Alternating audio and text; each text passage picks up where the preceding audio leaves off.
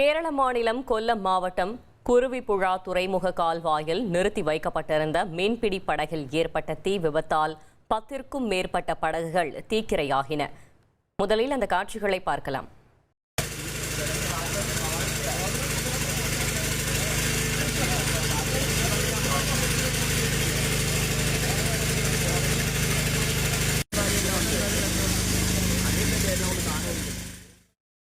கூடுதல் தகவல்களை செய்தியாளர் ராஜேந்திர பிரசாத் வழங்கிட கேட்கலாம். ராஜேந்திர பிரசாத், வணக்கம். கள தகவல்களை சொல்லுங்க.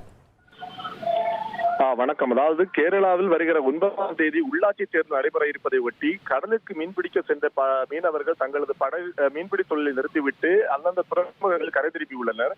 இதன் காரணமாக கொல்லம் மாவட்டம் குருவிப்புழா கால்வாய் பகுதியில் தங்களது படகுகளை நிறுத்திவிட்டு சொந்த ஊர்களுக்கு சென்றிருந்த நிலையில் நேற்று நள்ளிரவு சுமார் 2 மணி அளவில் படகுகள் கேஸ் சிலிண்டர் வெடித்து தீபிடித்து எரிந்துள்ளது. இந்த தீ காரணமாக இந்த தீ மளவளவல அருகில் நின்றிருந்த 10க்கும் மேற்பட்ட படகுகள் பிடித்து பற்றி எரிந்ததை தொடர்ந்து இந்த தீ விபத்தானது பெரும் அசம்பாவிதங்களை ஏற்படுத்தியது.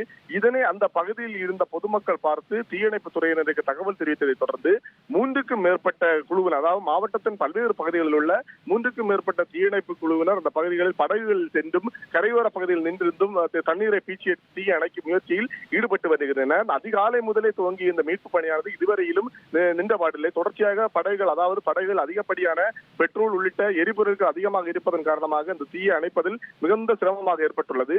மேலும் இந்த படகுகளில் 10க்கும் மேற்பட்ட படகுகளானது திருவனந்தபுரம் பொலியூர் பகுதியை சேர்ந்த மீனவர்களது படகுகளுக்கு கண்டறியப்பட்டுள்ளது. தொடர்ச்சியாக இந்த பகுதியில் விபத்துக்கான காரணங்கள் குறித்து சோதனை நடத்துவதற்காக மாவட்ட ஆட்சியர் உட்பட உயர் அதிகாரிகள் சம்பவ இடத்தில் விசாரணை மேற்கொள்வதற்காக சென்றுள்ளனர். தொடர்ந்து இந்த பகுதியில் கண்காணிப்பு தீவிரப்படுத்த வேண்டும் என்றும் மேற்கொண்டு இதுபோன்ற விபத்துகள் ஏற்படாத வண்ணம் மீனவர்கள் படகுகளை கரையில் நிறுத்திவிட்டு செல்லும் போது பாதுகாப்பு பணிகளை மேற்கொள்ள வேண்டும் என்ற ஒரு அறிவுறுத்தலையும் விடுத்துள்ளனர். இந்த சம்பவம் அந்த பகுதியில் இன்று அதிகாலை பெரும் பரபரப்பை ஏற்படுத்தி இருக்கிறது. தகவல்களுக்கு நன்றி ராஜேந்திர பிரசாத்.